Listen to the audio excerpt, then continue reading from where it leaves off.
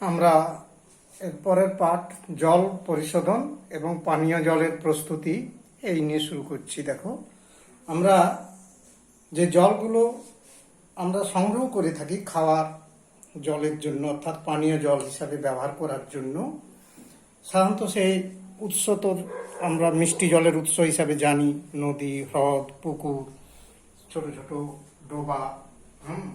এই যে জল সংগ্রহ করে থাকি, সেই জলের মধ্যে অনেক রকম রোগ জীবাণু, বিভিন্ন কঠিন অদ্রাব্য ভাসমান পার্টিকেলগুলো থাকে জৈব অজৈব পদার্থ রূপে। এছাড়া জীবাণু থাকে, সেইগুলোকে শোধন করতে হয়। সর্বপ্রথম শোধন করে অর্থাৎ জলটাকে বিশুদ্ধ পানীয় জলে রূপান্তর করতে হয়। তো স্বাভাবিকভাবে নদী, হ্রদ বা কোনো জলাশয় থেকে এই সংগৃহীত জলে যে শোধন করার বিভিন্ন পদ্ধতি রয়েছে, তার মধ্যে আমরা একটা আদর্শ প্রণালী অর্থাৎ বিশুদ্ধ জল তৈরির যে একটা খুব পারফেক্ট পদ্ধতির কথা তোমাদের আলোচনা করছি, যেটা তোমরা আগামী দিনে কোনো প্রকল্প রূপায়ণের মাধ্যমে বাস্তবায়িত করতে পারো। অর্থাৎ আমরা সেই প্রসেসে একটা কি প্রসেসে আমরা এই পানীয় জল সংগ্রহ করতে পারি বা তৈরি করতে পারি সেটা দেখাচ্ছি। দেখো, সর্বপ্রথম আমি এখানে বোর্ডে ওই ইনস্ট্রাকশনটা দিয়েছি। দেখো, যে নদী বা হ্রদ কিংবা কোনো জলাশয় থেকে সংগৃহীত জলের মধ্যে নানাবিধ ক্ষতিকারক জৈব ও অজৈব পদার্থ, জীবাণু, তারপর দেখো ইত্যাদি পদার্থ বর্তমান থাকে। তাই এই জলকে শোধন করে পানের যোগ্য করা হয়। জল পরিশোধনের একটি প্রণালী নিম্নে বর্ণিত হলো। কি কি প্রসেস রয়েছে দেখো, এখানে প্রথমে আমি একটা পয়েন্ট করে লিখেছি যে সর্বপ্রথম ওই জলটার মধ্যে বায়ু চালনা করতে হবে। অর্থাৎ তীব্র গতিতে বাতাস চালালে কি হবে, অনেক বুদবুদ বাবুল তৈরি হবে। সেই বাবুলের মাধ্যমে কি হয় না, জলের দুর্গন্ধগুলো অপসারিত হয়। তার মানে জলের একটা গন্ধ লাভ করে, আর সেই সঙ্গে সঙ্গে কিছু আমার জলটা সুস্বাদু হয়। জলটা স্বাদপূর্ণ হয়। অর্থাৎ 1 নম্বর পয়েন্টে যেটা বলছি, প্রথমে সংগৃহীত জলের মধ্যে বায়ু চালনা করে জলের গন্ধ এবং স্বাদের উৎকর্ষতা বাড়ানো হয়। এতে কিছু আয়রনও অপসারিত হয়। এটা কিরকম ভাবে হয় না, সাধারণত তোমরা দেখেছো এই যে কুয়ো বা হচ্ছে ডিপ টিউবওয়েল বা কলগুলো থেকে আমরা যে জল সংগ্রহ করি পানীয় জল, তাতে দেখবে কিছুক্ষণ রেখে দিলে লালচে বাদামি বর্ণের একটা অধক্ষেপ পড়ে যায়। ওটা অন্য কিছু নয়, আয়রন যৌগ, ফেরিক যৌগ রূপে অধক্ষিপ্ত হয়ে থাকে। তো সেই রকম এক্ষেত্রেও ওই বায়ু চালনা করলে আয়রনটা ফেরাস আয়ন রূপে থাকে। অর্থাৎ ভূগর্ভস্থ যে জল আমরা বা জলাশয় থেকে যে জলটা নিই, সেখানে আয়রনগুলো ফেরাস যৌগ রূপে থাকে। আবার বায়ু চালনা করলে কি হয়, ফেরাস আয়নটা জারিত হয়ে ফেরিক অর্থাৎ 2 যোজ্যতা থেকে 3 যোজ্যতা ফেরিক যৌগে পরিণত হয়ে সেটা অধক্ষিপ্ত হয়ে যায়, এবং এই কারণে আয়রনও অপসারিত হয়। এরপর দেখো, আমরা এরপর ওই জলের মধ্যে প্রয়োজন মতো চুন যোগ করি, অর্থাৎ পোড়া চুন, ক্যালসিয়াম অক্সাইড যোগ করলে কি ঘটবে না, ওর মধ্যে যে দ্রবীভূত আরো আয়রন তো অনেক পরিমাণে থাকে, তো সেই আয়রন এবং কিছু ফ্লোরাইড অধক্ষিপ্ত হয়ে যায়। ফেরিক হাইড্রোক্সাইড, আয়রনগুলো ফেরিক হাইড্রোক্সাইড রূপে আর ফ্লোরাইড যৌগ রূপে অধক্ষিপ্ত হয়ে অপসারিত হয়ে যায়। আর পোড়া চুনের দ্বারা এটা জলের কিছুটা ক্ষরতাও দূর হয়ে যায়। অর্থাৎ জল যে তার যে হার্ডনেস, ক্ষরতা ইংরেজিতে হার্ডনেস, যেটা আমরা নেক্সট টপিকে জানতে পারবো, জলের ক্ষরতা রয়েছে। তো সেই ক্ষরতা সৃষ্টিকারী মূলকগুলো, আয়নগুলো দূরীভূত হয়ে যায় এই চুন যোগ করার ফলে। তার 2 নম্বর পয়েন্টে যেটা বললাম, তারপর ওই জলে প্রয়োজন মতো চুন যোগ করে জলে দ্রবীভূত আয়রন ও ফ্লোরাইডকে অধক্ষিপ্ত করা হয়। এতে জলের ক্ষরতার কিছু অংশ দূর হয়। তারপর দেখো 3 নম্বর, এরপর তৃতীয় পয়েন্টে কি কাজ করতে হবে না ওই জলের মধ্যে কিছু ফটকিরি চূর্ণ যোগ করে দিতে হবে। হ্যাঁ, ফটকিরি চূর্ণ চূর্ণ ফটকিরি ওই জলের মধ্যে যোগ করতে হবে। যোগ করলে কি হবে না, ক্ষতিকারক কলয়েড কণাগুলো, যেমন হচ্ছে মাটির ছোট ছোট কণা, পলিকণা, বালুকণা, এগুলো রয়েছে, এগুলোতে সাধারণত কাদামাটিগুলো কি জানো, আর্সেনিক যৌগ, আর্সেনিয়াস অক্সাইড। হ্যাঁ, এই যে আর্সেনিয়াস অক্সাইড জাতীয় যৌগগুলো কি হয়, কলয়েডগুলো অধক্ষিপ্ত হয়ে জল থেকে সঙ্গে সঙ্গে অপসারিত হয়ে যাবে ফটকিরিগুলো যোগ করলে। আর সেই সঙ্গে ফটকিরি একটা তো জীবাণুনাশক, কাজে জীবাণুগুলোকেও অধক্ষিপ্ত করে দেয়। তাহলে 3 নম্বর পয়েন্টে যে কথাটা বললাম যে হচ্ছে ওই জলে কিছু ফটকিরি যোগ করে ক্ষতিকারক কলয়েড কণা সহ কিছু জীবাণুকে অপসারণ করা হয়। 4 নম্বর পয়েন্টে আমরা এর পরের কাজ কি, তাহলে 3টা কাজ প্রথমে মাথায় রাখবে। 1 নম্বরে বায়ু চালনা করা হয়, 2 নম্বর আমরা পোড়া চুন যোগ করি, 3 নম্বর হচ্ছে আমরা হচ্ছে ফটকিরি যোগ করলাম। তাহলে পরপর ধাপে ধাপে 3টা স্টেপে কাজ করতে হবে। করার পর এরপর ওই যে জলটা পাওয়া গেল সেই জলটাকে একটা ট্যাঙ্কের মধ্য দিয়ে চালনা করতে হবে, অর্থাৎ একটা ট্যাঙ্কে পাঠানো হয়। এই যে 4 নম্বর পয়েন্টে যেটা বলছি, তারপর ওই জলকে একটি ট্যাঙ্কে পাঠানো হয়। এবার দেখো সেই বিবরণটা আমি তোমাদের সামনে তুলে ধরছি। ট্যাঙ্কের গঠনটা আমি একটা চিত্র আকারে তুলে ধরছি, যেটা তোমরা ভবিষ্যতে বানাতেও পারবে, নিজেরা বাড়িতেও বানিয়ে নিতে পারবে প্রত্যেকেই, বা কোনো প্রতিষ্ঠান বা কোনো যেখানে জলের প্রয়োজন, পানীয় জলের প্রত্যেক জায়গাতেই দরকার, যে কোনো জায়গাতে তোমরা এই জাতীয় একটা ট্যাঙ্ক বানিয়ে নিতে পারবে। যে ট্যাঙ্কিটা আমি কিন্তু আমার নিজস্ব ধারণার উপরে দিচ্ছি, এই ট্যাঙ্কিটা যেটা খুবই গুরুত্বপূর্ণ হিসাবে আমি মনে করি এটা কার্যকরী হতে পারে। এই ট্যাঙ্কিটা আমার নিজস্ব পরিকল্পনা বা প্রকল্প প্রজেক্ট হিসাবে তোমরা ধরে নিতে পারো। যে কিরকম না, একটা আয়তকার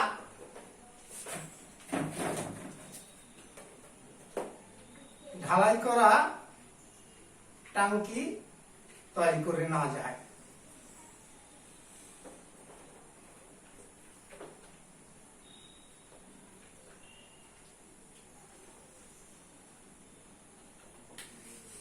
যে এই ঢালাই করা ট্যাঙ্কির প্রথম স্তরটা কি হবে না, প্রথম স্তরটা যাকে বলা হচ্ছে একটা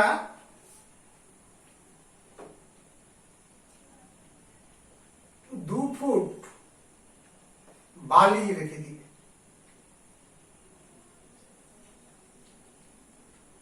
হ্যাঁ, 2 ফুটের মতো বালি স্তর থাকবে,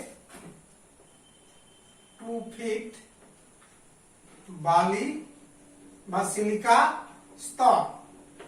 তাহলে 2 ফুট এটা বালি একটা স্তর রাখতে হবে। তারপর 1.5 ফুট কোয়ার্জ মানে নুড়ি পাথর,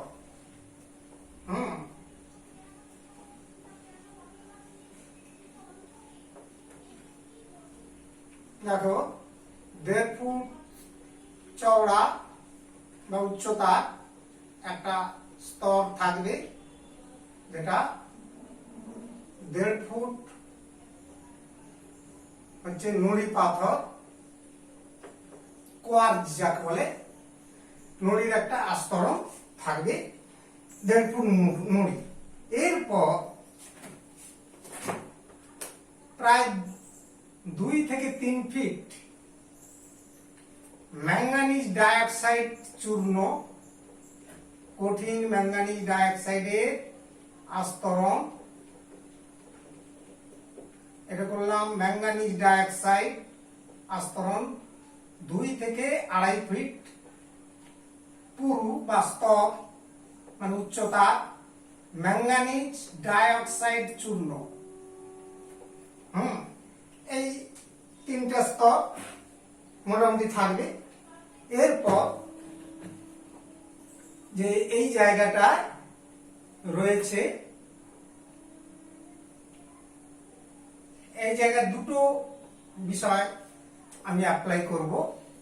তার মধ্যে একটা যদি ইউভি রশ্মি আল্ট্রাভায়োলেট রশ্মি আমরা কৃত্রিমভাবে মার্কারি বাল্বের সাহায্যে তৈরি করতে পারি, দ্যাট ইজ এটা ইউভি রশ্মি উৎস,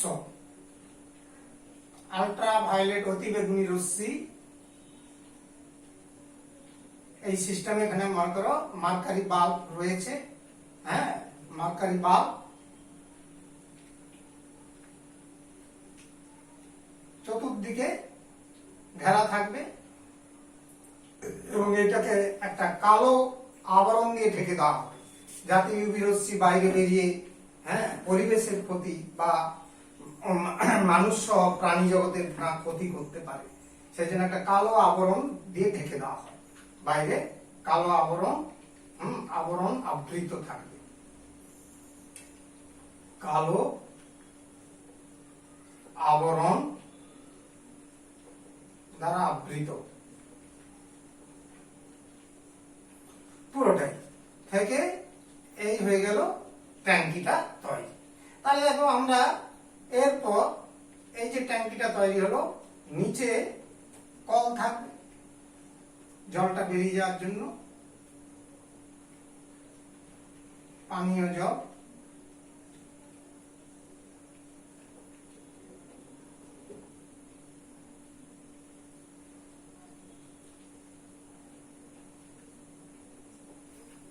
তাহলে দেখো আমরা যে জিনিসটা তোমাদের এখানে লিখে দেখালাম,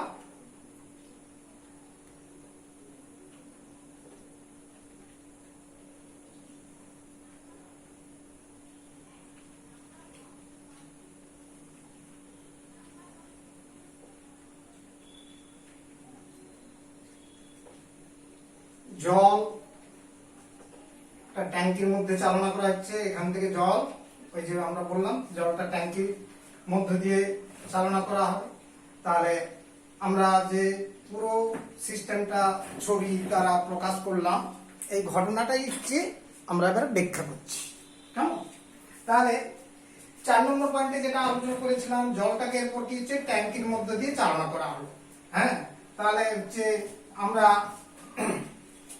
জলকে সরি এখানে একটু ব্যাখ্যাটা দিয়ে দিই, ট্যাঙ্কির ব্যাখ্যাটা যেটা করলাম, ট্যাঙ্কের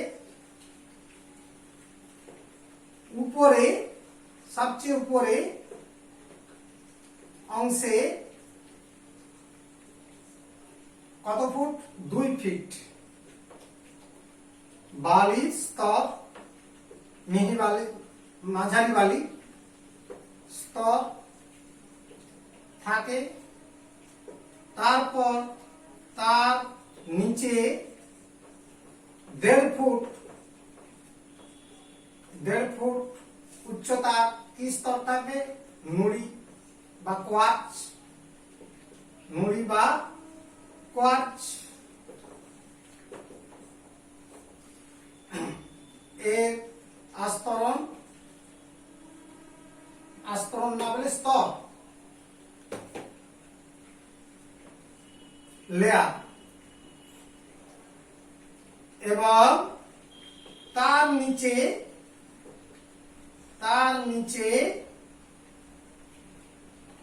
ম্যাঙ্গানিজ ডাইঅক্সাইড চূর্ণের 2.5 ফিট স্তর, তার নিচে প্রায় 2.5 ফুট ম্যাঙ্গানিজ ডাইঅক্সাইড চূর্ণের স্তর থাকে। তাহলে ট্যাঙ্কের গঠনটা এইরকম বললাম, এবং শেষের অংশে মার্কারি লাইটের সাহায্যে ইউভি রশ্মি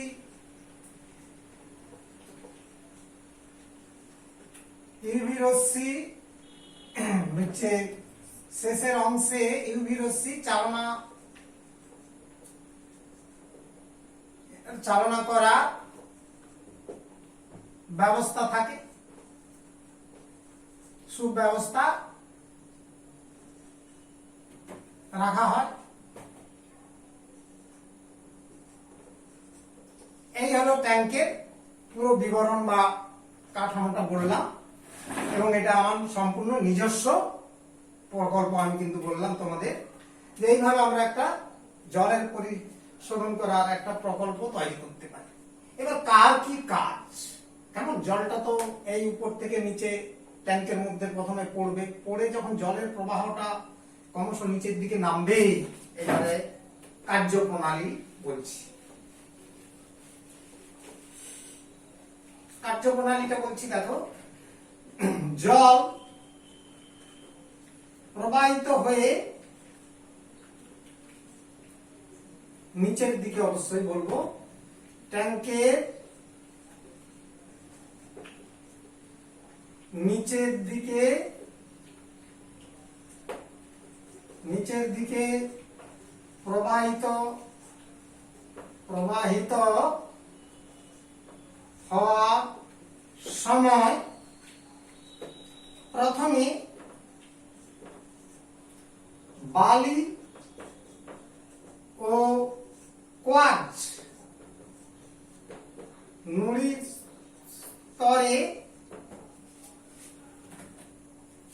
নুড়ির স্তরে জলে ভাসমান অদ্রাব্য কণাগুলো জলের ভাসমান অদ্রাব্য কঠিন কণাগুলি অপসারিত হয়ে থাকে, অপসারিত হয়। কেমন, প্রথমে তাহলে কি হলো, ফিল্টার হয়ে গেল, অর্থাৎ এখানে বালি এবং নুড়ি এই যে স্তর দুটো রয়েছে এটা ফিল্টারের ভূমিকা নিচ্ছে, পরিশ্রুত করে দিল পার্টিকেলগুলোকে, অদ্রাব্য পার্টিকেলগুলোকে এইখানে আটকে দিল। এরপর ম্যাঙ্গানিজ ডাইঅক্সাইড চূর্ণে পড়বে, তারপর ম্যাঙ্গানিজ ডাইঅক্সাইড চূর্ণের স্তরে জল প্রবাহকালে, দ্যাট ইজ প্রবাহিত হওয়ার সময় কি না, জলের ফেরিক হাইড্রোক্সাইড মানে আয়রন, জলের আয়রন হওয়ার সময় জলে আয়রন, লোহা, জলের আয়রন ফেরিক হাইড্রোক্সাইড রূপে অধক্ষিপ্ত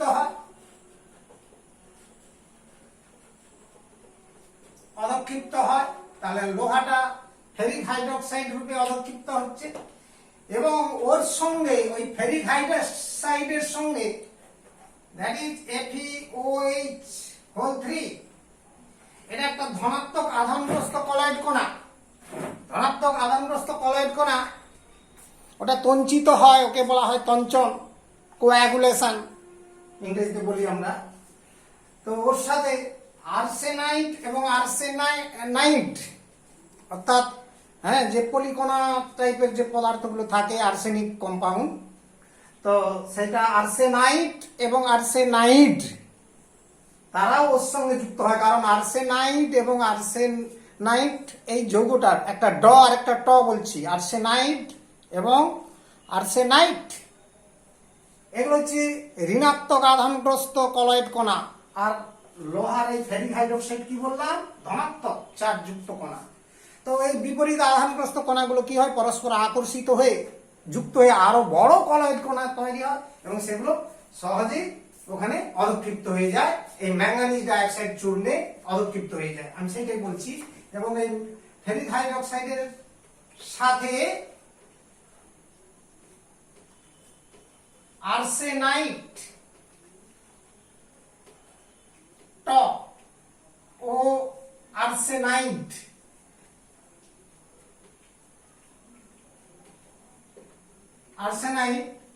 যুক্ত হয়ে অপসারিত হয়, মানে অধক্ষিপ্ত হয়ে অপসারিত হয়, ফলে জল কি মুক্ত হলো, আয়রন এবং আর্সেনিক মুক্ত জল পাওয়া যাচ্ছে। ফলে জল আয়রন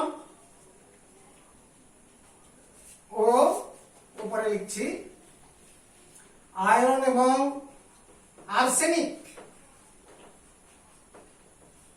জল হচ্ছে কি হচ্ছে আয়রন এবং আর্সেনিক, খুব ভেরি ভেরি ইম্পর্টেন্ট, মুক্ত হয়ে যায়। তাহলে এইভাবে এখানে জলের মানে কি বলবে অনেক অপসারিত পার্টিকেল গুলো এইভাবে একে একে ধাপে ধাপে সরে যাবে এবং শেষের অংশে তথা এই ইউভি রশ্মি যে অংশটাতে চালনা করা হচ্ছে ট্যাঙ্কের যে অংশে, এই অংশে ইউভি রশ্মি দ্বারা জলের যত রকম জীবাণু রয়েছে এমনকি প্যাথোজেনিক জীবাণু পর্যন্ত, হ্যাঁ, যেগুলো দীর্ঘদিন জল মাটির মধ্যে থাকার ফলে মাটির থেকে সৃষ্টি যে জীবাণুগুলো তাদের নাম হচ্ছে প্যাথোজেনিক জীবাণু বলা হয়, প্যাথোজেনিক জার্ম, সেগুলো দূরীভূত হয়ে যায়। তাহলে এরপর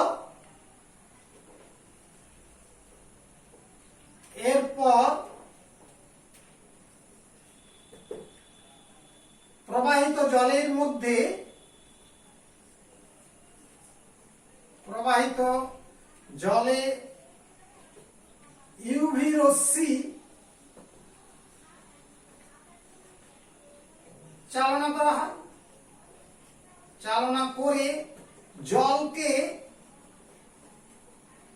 সম্পূর্ণ জীবাণুমুক্ত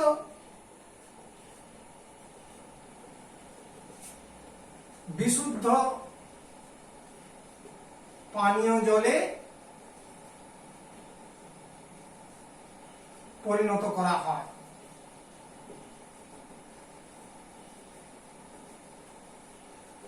তারপরে এইখানে হচ্ছে বিশুদ্ধ পানীয় জল বিশুদ্ধ আমরা সংগ্রহ করতে পারি এভাবে। তার মানে জল এইভাবে এই জায়গায় যখন জলটা প্রবেশ করছে, এটা হচ্ছে জল, দ্যাট ইজ উপরের পার্ট থেকে নেমে আসা জল, এবং শেষে ইউভি রশ্মি চালনা করলে আমরা করে থাকি কি বলে বিশুদ্ধ জল পেতে পারি। আরেকটা বিকল্প পদ্ধতি, যদি ইউভি রশ্মি না চালনা করা হয়, তাহলে বিকল্প আরেকটা পদ্ধতি বলছি আমি, ক্লোরিন গ্যাস, এর মধ্যে ক্লোরিন গ্যাস পাঠিয়েও তখন এইখানে একটা নল থাকবে, শেষ প্রান্তের নল যাকে বলে কল, জল কল, আর এইখানে একটা নল, এটার মধ্যে ক্লোরিন গ্যাস পাঠাতে পারো, অর্থাৎ ক্লোরিন দ্বারাও জলকে শোধন করা যেতে পারে, বিকল্প পদ্ধতি। হ্যাঁ, তবে ক্লোরিন দিয়ে সাধারণত পৌর এলাকাগুলোতে ক্লোরিন দিয়ে জলকে শোধন করা হয়, কিন্তু আমি ব্যক্তিগতভাবে নয়, সায়েন্টিফিক্যালি বলছি, বিজ্ঞানসম্মতভাবে এটা ঠিক পদ্ধতি নয়। মানে এর মধ্যেও সমস্যা আছে, সেটা কি সমস্যা আছে আমরা আলাদা করে আলোচনা করছি। দেখো,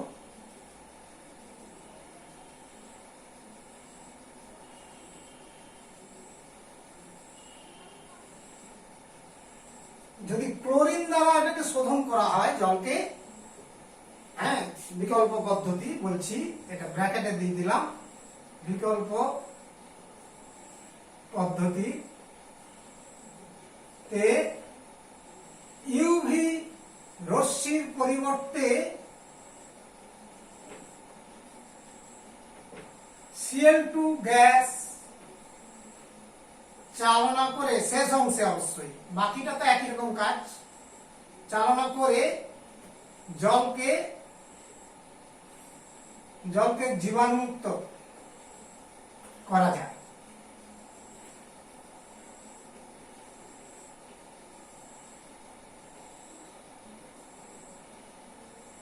এটা বিকল্প পদ্ধতি বলছি ইউভি রশ্মির পরিবর্তে, কিন্তু এটাকে আমি সমর্থন করি না, বা সায়েন্টিফিক্যালি অসমর্থিত বক্তব্য। কেন না, দেখো, ক্লোরিন চালনা করলে কি সমস্যা হতে পারে আর ইউভি রশ্মি চালনা করলে কি সুবিধা হতে পারে? না, ক্লোরিন যদি আমরা চালনা করি, ক্লোরিন দ্বারা জল জীবাণুমুক্ত করার সীমাবদ্ধতা বলছি বা অসুবিধা। প্রথমেই বলি যে জলের মধ্যে যে দ্রবীভূত ক্লোরিন থাকে সেটা বেরিয়ে এসে পরিবেশে দূষণ সৃষ্টি করতে পারে। অর্থাৎ পানীয় জল থেকে ক্লোরিন গ্যাস নির্গত হয়ে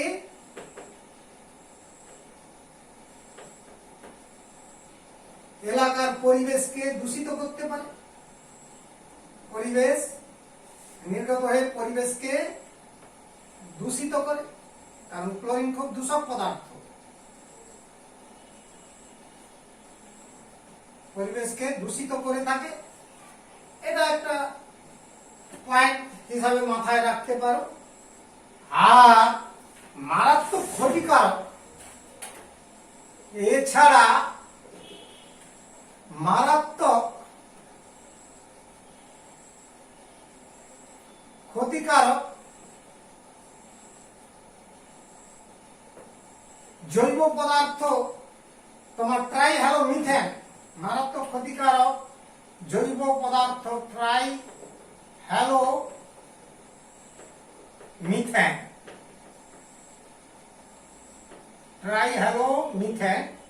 that is ট্রাইহ্যালোমিথেন, THM শর্টে বলা হয় ট্রাইহ্যালোমিথেন।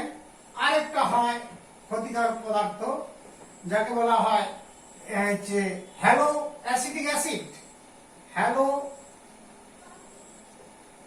অ্যাসিটিক অ্যাসিড, যাকে সংক্ষেপে আমরা বলি HAA, হ্যালো অ্যাসিটিক অ্যাসিড তৈরি হয়। আর এগুলো আমাদের স্বাস্থ্যের পক্ষে বিশাল ক্ষতিকারক পদার্থ। হ্যাঁ, খুবই কেমিক্যালি রিঅ্যাক্টেড করে। তাহলে পানীয় জল ক্লোরিন দ্বারা শোধন করলে সমস্যা কি হতে পারে? না, ক্লোরিন দ্বারা জলকে শোধন করলে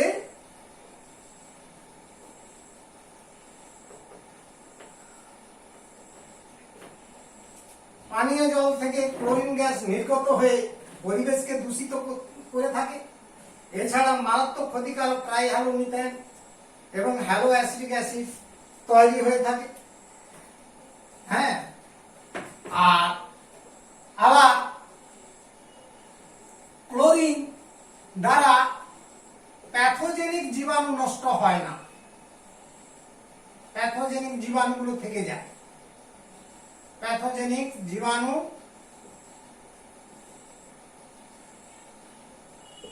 ধ্বংস হয় না। সেই জন্য জলকে ক্লোরিন দ্বারা জীবাণুমুক্ত না করে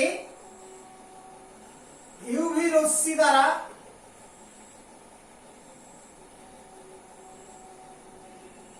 জলকে জীবাণু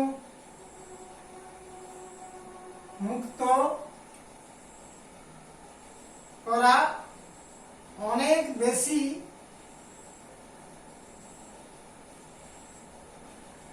কার্যকরী।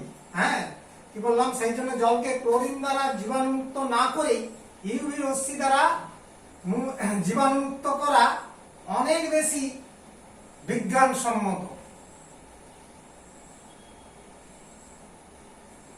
অনেক বেশি বিজ্ঞানসম্মত উপায়। কেমন? তাহলে এটা একটা বিষয় হিসাবে মাথায় রাখি। এবার ইউভি রশ্মি দ্বারা যদি আমরা জলকে শোধন করি তারও সমস্যা একটু আছে, কিছুটা সমস্যা আছে, আমরা বলবো। ইউভি রশ্মি দ্বারা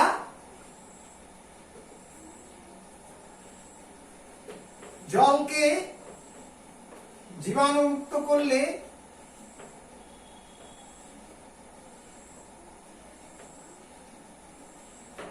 এখানটা শোধন বলে লিখি, জলকে শোধন করলে সমস্ত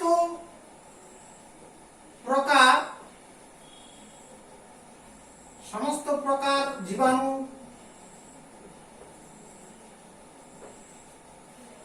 ধ্বংস হয়ে থাকে এবং অতি বিশুদ্ধ জল পাওয়া যায়। শুধু বিশুদ্ধ নয়, অতি বিশুদ্ধ পানীয় জল পাওয়া যায়।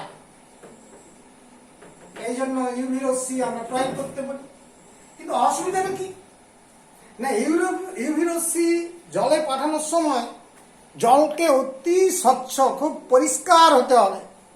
যদি ঘোলাটে জল থেকে যায়, সেই ঘোলাটে পার্টিকেলগুলো কি করে না, ইউভি রশ্মিকে শোষণ করে নেয় কিছুটা অংশ আর বিচ্ছুরিত হয়।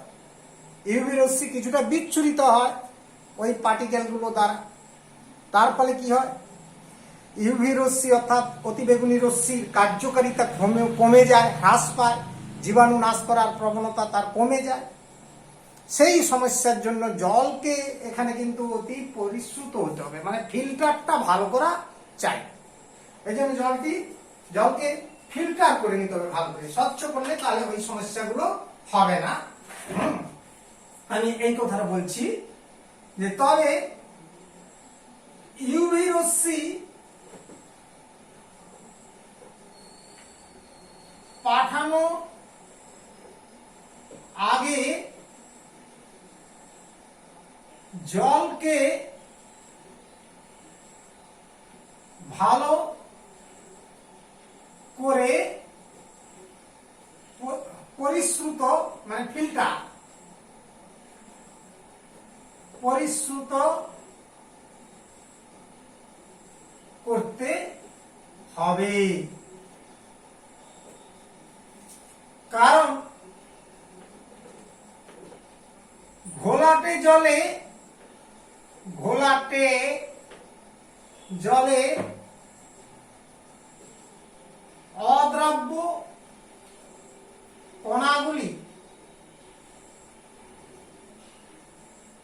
কণাগুলির দ্বারা ইউভি রশ্মি, অতিবেগুনি রশ্মি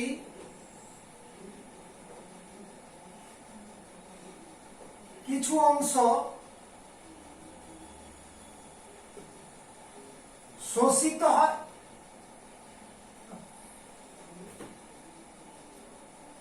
শোষিত ও বিচ্ছুরিত হয়।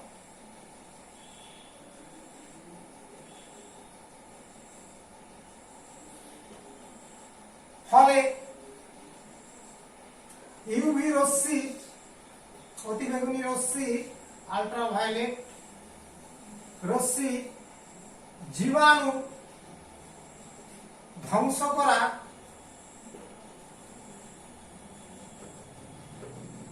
কার্যকারিতা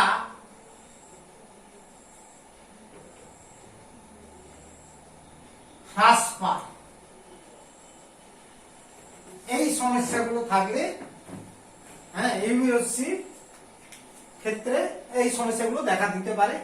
সেই জন্য জলটাকে কি হতে হবে, খুব পরিশ্রুত করে নিতে হবে। অর্থাৎ ফিল্টারটা যেটা আমরা করেছি প্রথমের জন্য, এই জন্য তো 2 ফিট বালি আর 1.5 ফিট নুড়ি কোয়ার্চ ব্যবহার করেছি, যাতে জলটা ভালো ফিল্টার হয়, মানে পরিশ্রুত হয়। তার মানে পরিশ্রাবণটা খুবই গুরুত্বপূর্ণ রয়েছে, এটা বিষয়। আর ক্লোরিন গ্যাস পাঠালে ওই বিষয়গুলো সমস্যা হয় না। কিন্তু ওই বিষয়গুলো সমস্যা না হলে কি হবে, জলটা কিন্তু অতি বিশুদ্ধ হবে না, অর্থাৎ সেক্ষেত্রে প্যাথোজেনিক জীবাণু থেকে যাচ্ছে। এছাড়া মারাত্মক জৈব পদার্থ, হ্যালো অ্যাসিটিক অ্যাসিড, ট্রাইহ্যালোমিথেন, এগুলো তৈরি হচ্ছে, প্লাস পরিবেশকে ক্লোরিন গ্যাস দূষিত করছে। এই সমস্যাগুলো রয়েছে। আর এই সমস্যা, কোনো সমস্যাই থাকবে না ইউভি রশ্মি চালনা করলে। শুধু একটাই কাজ, জলটাকে পরিষ্কার পরিচ্ছন্ন হতে হবে, পরিষ্কার হতে হবে, স্বচ্ছ হতে হবে। এই হচ্ছে জলের শোধন প্রণালী। আপাতত এটাই তোমরা তৈরি করবে।